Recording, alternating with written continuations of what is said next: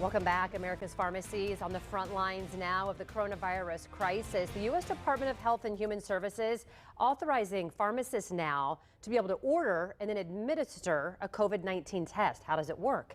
Joining me right now is Steve Anderson, president of the National Association of Chain Drug Stores. Steve, thank you so much for joining us this morning. This is fascinating. So many people in Indiana have wanted a test. Now, perhaps they might be able to get it right from their pharmacy. How does this work? Well, good morning, Angela. Thanks very much for having me. Last week, the Trump administration, through the Secretary of Health and Human Services, issued a guidance that will allow licensed pharmacists to order and administer COVID testing to the American people of tests that are authorized by the U.S. Food and Drug Administration. This is a massive game changer in the eligibility and the possibility of people getting tested. Our association, the National Association of Chain Drug Stores, our members are traditional drug stores, food and grocery stores, and mass merchants. There are 40,000 locations they have. 91% of the American people live within 5 miles of one of our member company stores. And I think this is going to be a massive game changer. To really curtail this virus, we have to do more testing to understand how widespread it is. Absolutely. Now, people that are listening right now are going to think, okay, Ange, can I go to CVS? Can I go to, Walgreens and all the other places that have pharmacists and pharmacies?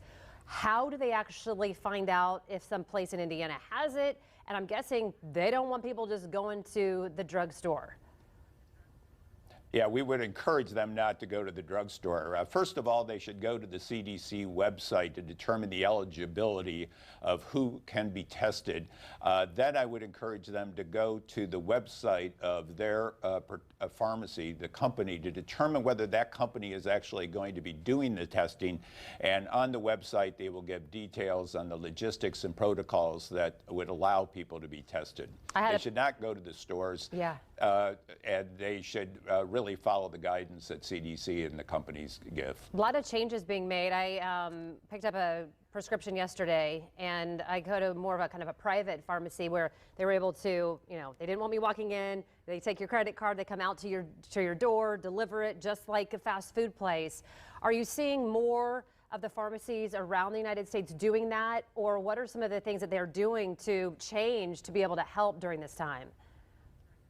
Yeah, absolutely. The real heroes in this crisis are the people that work at our member company stores. Our member companies employ 3 million people, 155,000 pharmacists, and they are really on the front ends. They're practicing social distancing, and they're really, it's amazing how the outpouring of appreciation we're getting from the American people, the people that work in our member company stores. Steve Anderson, we sure do appreciate it. Glad that we have more information now, and hopefully soon people here in Indiana will be able to go and get tested if they choose to. Thank you for your time.